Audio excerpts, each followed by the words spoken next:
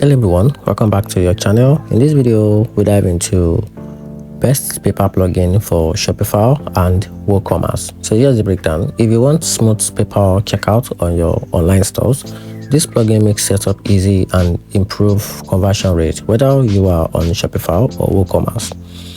So for Shopify, the built-in PayPal Express checkout is the easiest and most reliable. It lets customer pay with PayPal, Venmo, and PayPal credit with one smooth button at checkout. No extra app needed. Another good pick is PayPal Later. PayPal Pay Later, which had flexible payment option like buy now, pay later directly to the store checkout. Now for WooCommerce PayPal payment like official extension is a top choice. It supports PayPal credit and the local payment method while keeping everything inside your cart. PayPal checkout gives you fast setup and a clean button experience, and a Braintree for WooCommerce work well.